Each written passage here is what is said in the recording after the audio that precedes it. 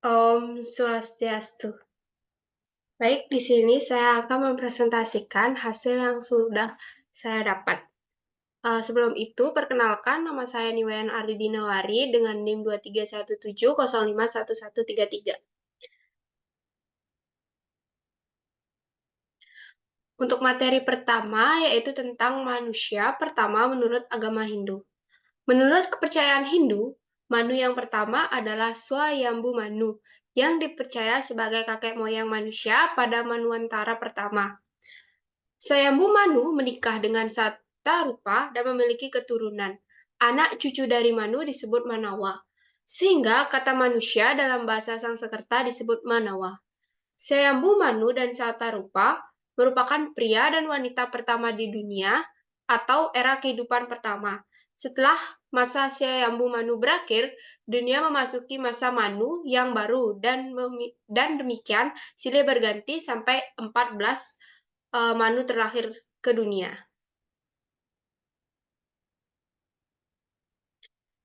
Materi kedua yaitu tentang dasar keyakinan agama Hindu. Ajaran paling dasar menurut agama Hindu yaitu Pancasrada.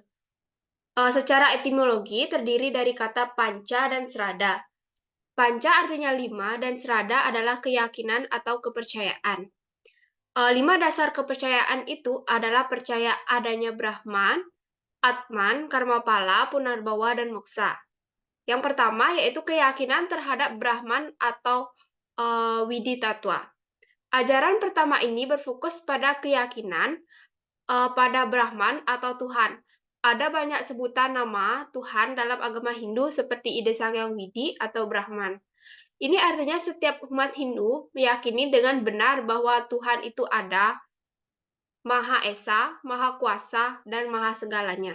Yang kedua yaitu keyakinan terhadap Atman atau Atman Tattwa. Kedua kedua adalah Atman Tattwa atau lebih kerap disebut dengan roh suci. Umat Hindu meyakini pula bahwa keberadaan Jiwatman membuat manusia bisa hidup. Atman diyakini memiliki sifat kekal dan sempurna.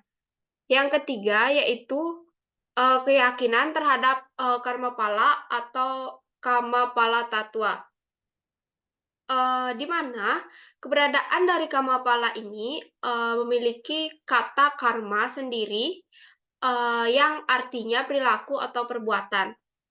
Sementara pala artinya hasil yang didapat. Jadi, jika dijelaskan secara singkat, karma pala ini artinya hasil yang didapat dari perbuatan yang dilakukan.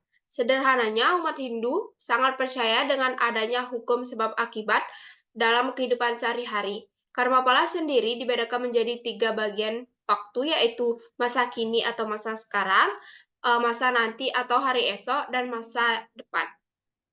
Yang keempat adalah keyakinan terhadap samsara atau samsara tattwa.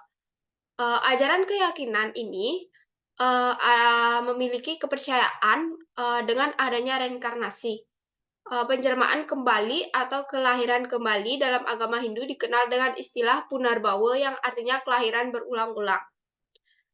Umat Hindu percaya setiap Atman akan kembali kepada Tuhan dan harus dalam keadaan yang suci. Yang kelima, yaitu keyakinan terhadap moksa atau moksa tattwa. Di sini bersatunya Atman dengan Brahman. Bukan tanpa alasan, tujuan tertinggi dari agama Hindu adalah bisa mencapai jagat hita dan moksa.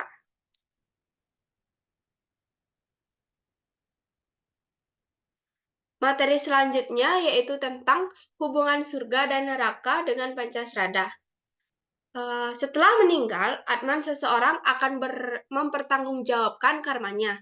Hindu meyakini bahwa semua yang hidup pasti memiliki karma baik dan buruk.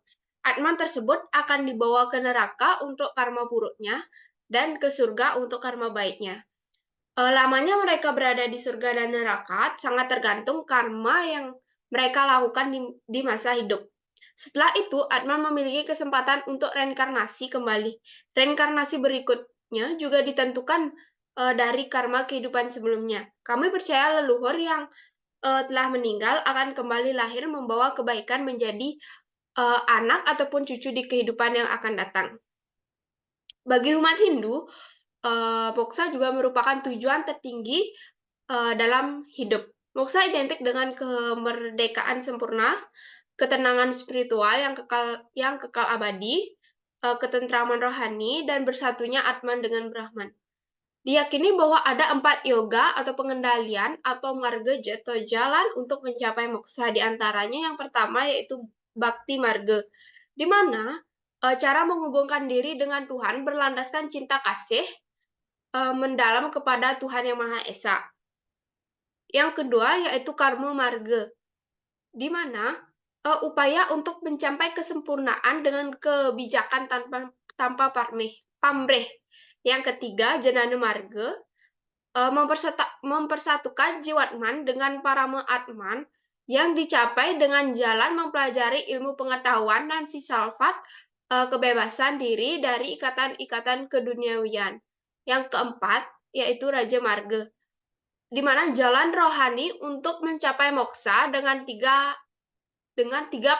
jalan pelaksanaan, yaitu Tapa Brata, yoga, dan semedi. Tapa Brata adalah jalan mengendalikan emosi atau nafsu dalam diri ke arah positif. Sementara itu, yoga dan semadi merupakan latihan untuk menyatukan Atman dengan Brahman melalui mediasi atau pemusatan pikiran.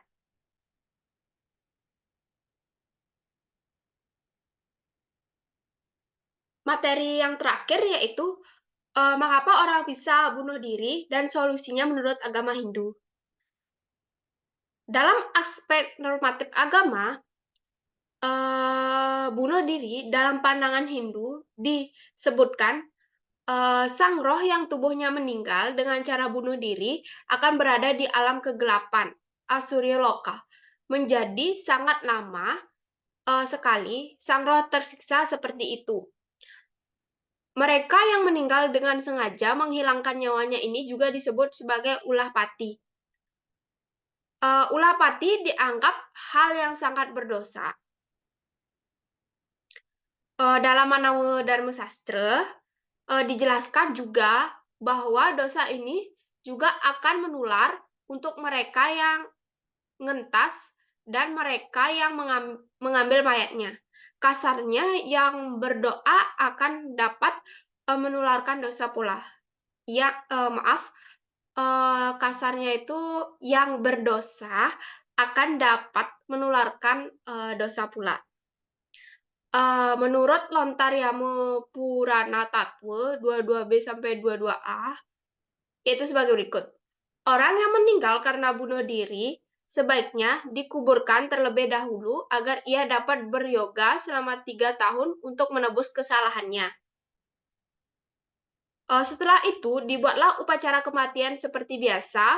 Bila semua itu dilanggar, pihak yang ngentas akan disiksa oleh Cikrabala, lalu diserahkan kepada Sang Yang Yama Dipati. Kemudian ditenggelamkan di kawah Cambra Gomuka. Sedangkan yang memimpin upacara juga ikut menanggung akibatnya, dan bila mana ia menjelma nanti pada keturunannya ia akan cacat, berkaki 3, menyatu atau dempet, jari-jarinya lebih atau dimpil. Sebagai umat Hindu yang mengusung tinggi hukum karma, dikatakan juga bahwa janganlah lakukan hal bunuh diri itu, karena saat hari ini kita tidak dapat menuntaskan tugas dengan meniadakan Atman dalam diri. Maka dalam kehidupan mendatang, masalah yang tertunda akan muncul lagi. Sehingga untuk menghindari hal seperti itu, karena banyaknya pikobat dan permasalahan yang ada untuk tidak melakukan hal seperti itu.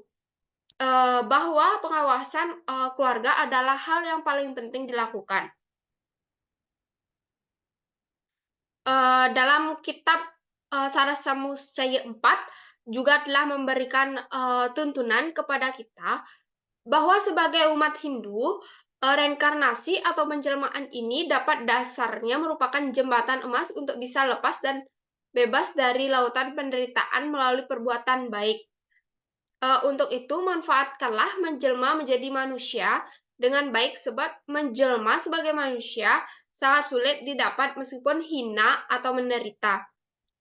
Janganlah hal itu dijadikan alasan untuk mengambil jalan pintas untuk bunuh diri.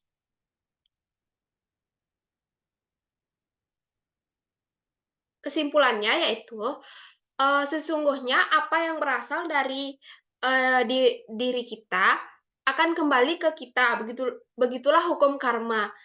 Jadi dalam menghadapi kehidupan ini hendaknya kita tetap berpikir, berbuat dan berucap yang baik tanpa memperhitungkan hasil atau balasan karma.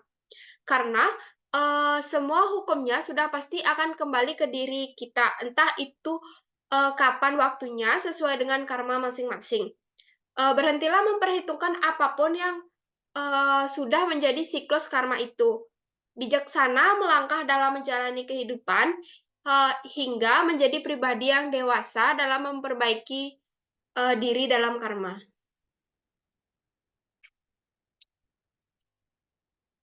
Baik, karena presentasi saya sudah selesai, saya mohon maaf apabila ada kesalahan kata yang disengaja atau tidak disengaja. Saya akhiri, dengan terima kasih. Om Santi Santi Santi Om.